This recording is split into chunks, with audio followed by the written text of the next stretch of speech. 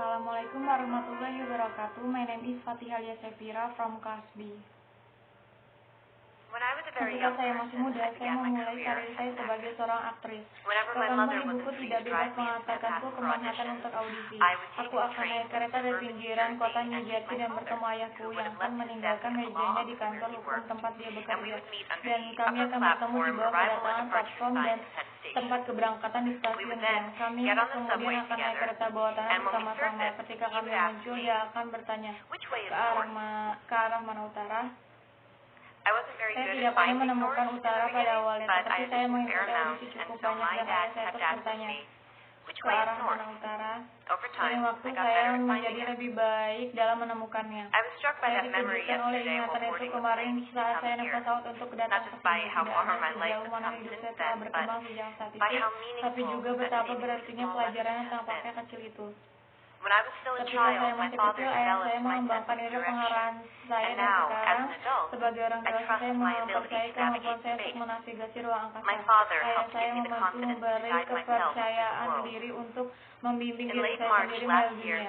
Pada akhir Maret tahun lalu 2016, untuk pertama kalinya saya menjadi orang tua. Saya ingat yang tak terlukiskan dan saat saya memahami pengalaman yang cukup universal dalam menggendong putra saya yang berusia seminggu dan merasakan prioritas saya berubah pada tingkat seluler. Saya ingat saya mengalami pergeseran kesadaran yang memberi saya kemampuan untuk mempertahankan kecintaan saya pada karir dan menghargai sesuatu yang lain, orang lain lebih banyak lagi. Seperti banyak orang tua, saya bertanya-tanya bagaimana saya akan menyeimbangkan pekerjaan saya dengan peran bangsa sebagai orang tua, dan pada saat itu saya ingat bahwa statistik untuk kebijakan Amerika Serikat tentang cuti melahirkan terlintas di benak saya. Wanita Amerika saat itu berhak atas cuti tanpa bayaran selama 12 minggu. Pria Amerika tidak berhak atas apapun. Informasi itu mendarat secara berbeda bagi saya ketika 1 minggu setelah melahirkan putra saya hampir tidak bisa berjalan. Informasi itu mendarat secara berbeda ketika saya mengenal manusia yang sepenuhnya bergantung pada suami saya dan saya untuk segalanya. Ketika saya bergantung pada suami saya untuk banyak hal, dan ketika kami mempelajari segala sesuatu yang kami pikir, kami ketahui tentang keluarga dan hubungan kami itu mendarat secara berbeda. Entah bagaimana kami dan setiap orang tua Amerika diharapkan kembali normal dalam waktu kurang lebih 3 bulan. Tanpa penghasilan, saya ingat berpikir dalam hati jika realitas praktis kehamilan adalah ketanggungan lain untuk memberi makan di rumah Anda, dan Amerika adalah negara di mana kebanyakan orang hidup dari gaji ke gaji. Bagaimana 12 minggu tanpa dibayar meninggalkan pekerjaan secara ekonomi? Kenyataannya bagi banyak orang hal ini tidak benar. 1 dari 4 wanita Amerika kembali bekerja 2 minggu setelah melahirkan karena mereka tidak mampu mengambil cuti lebih dari itu. Itu 25% wanita Amerika yang mengganggu wanita yang mampu menghabiskan waktu 12 minggu penuh seringkali tidak melakukannya. Karena itu berarti dikenakan keibuan yang berarti mereka akan dianggap kurang mendedikasi pada pekerjaan mereka dan diabaikan untuk promosi kemajuan karirnya lainnya.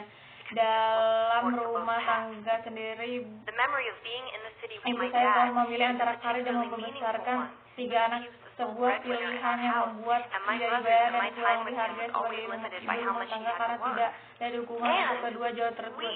Kenangan berada di tengah bersama ayah saya berarti karena dia adalah satu-satunya mencari nafkah di rumah kami, dan saudara laki-laki saya bersama saya bersamanya selalu dibatasi oleh beberapa banyak dia harus bekerja.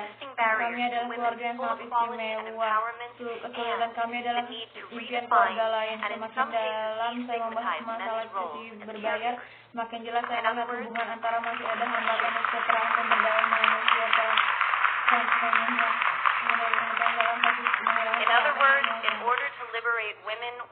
dengan kata lain, untuk membebaskan perempuan, kita harus membebaskan laki-laki. Asumsi dan praktik umumnya bahwa perempuan dan anak perempuan menjaga rumah dan keluarganya adalah stereotip yang keras kepala dan sangat nyata yang tidak hanya mendiskriminasikan perempuan tetapi juga membatasi partisipasi dan hubungan laki-laki dalam keluarga dan masyarakat. Batasan ini memiliki dampak yang luas dan signifikan bagi mereka dan anak-anak. Kami tahu ini.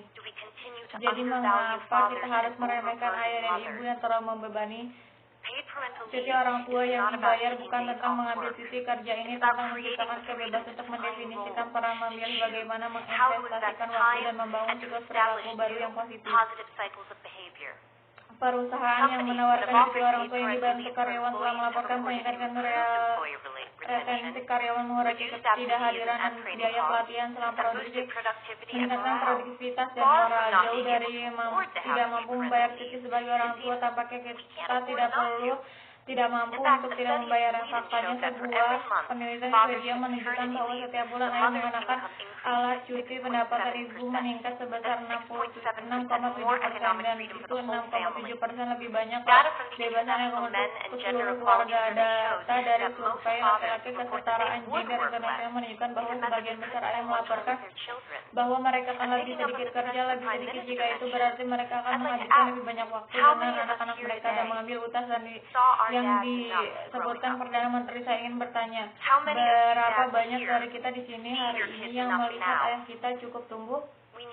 Berapa banyak dari Anda, para ayah di sini, yang cukup melihat anak-anak Anda senang dan sedang membantu satu sama lain jika kami ingin tumbuh?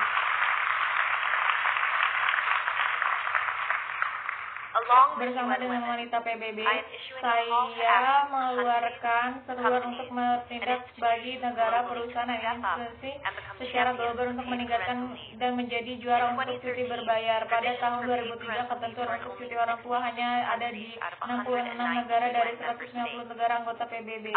Saya berharap untuk memulai dengan PBB sendiri yang mencapai keseimbangan kebijakan cuti orang tua yang dibayar saat ini sedang ditinjau. Semua yang akan Anda lihat banyak dari saya.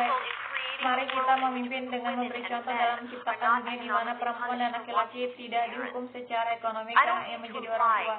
Saya tidak bermaksud menyiratkan bahwa Anda perlu memiliki anak untuk diperhatikan dan mendapat manfaat dari masalah ini. Terlepas dari apakah Anda memiliki atau menginginkan anak, Anda akan mendapat manfaat dengan hidup di dunia yang lebih berkembang dan kebijakan yang tidak berdasarkan gender. Kita semua mendapatkan manfaat dari hidup dalam waktu yang lebih welas asih, di mana kebutuhan kita tidak membuat kita lemah. Kebutuhan itu menjadikan kita manusia satunya. Cuti melahirkan dan kebijakan tempat kerja apapun berdasarkan jenis kelamin saat ini dalam sejarah hanya dapat menjadi sangkar pelapis emas.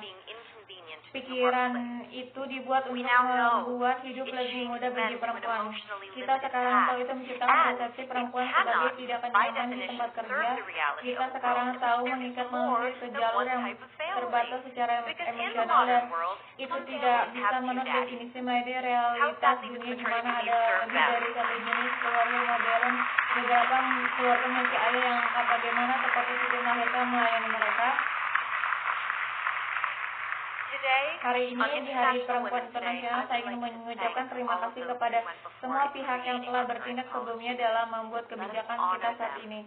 Mari kita hormati mereka dan membangun di atas apa yang mereka mulai dengan menggeser bahasa, dan oleh cara itu kesadaran kita menjauh dari gender dan menuju peluang.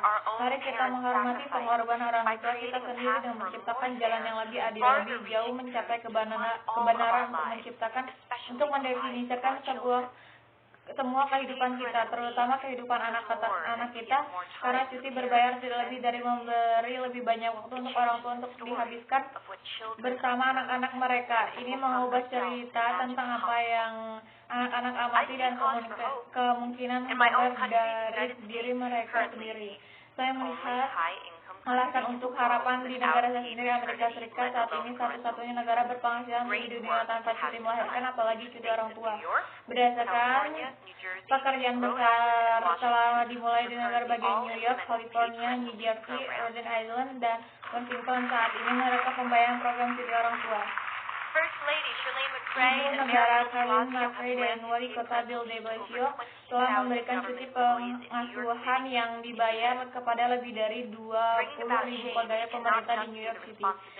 Kita bisa melakukan ini, menghasilkan perubahan tidak bisa hanya menjadi tanggung jawab mereka yang paling membutuhkan, dan kita harus mendapat dukungan dari mereka yang memiliki tingkat kekuasaan tinggi jika kita ingin mencapai keseimbangan. Itulah mengapa merupakan sebuah kehormatan untuk mengakui dan memberi selamat kepada para pionir cuti berbayar seperti perusahaan global Danone. Hari ini saya bangga mengumumkan CEO Danone Global, Immanuel Faber, sebagai juara tematik si perdana kami untuk cuti berbayar sebagai orang tua. Sebagai bagian Danone akan menerapkan kebijakan cuti orang tua berbayar terus selama untuk 100.000 karyawan perusahaan pada tahun 2020.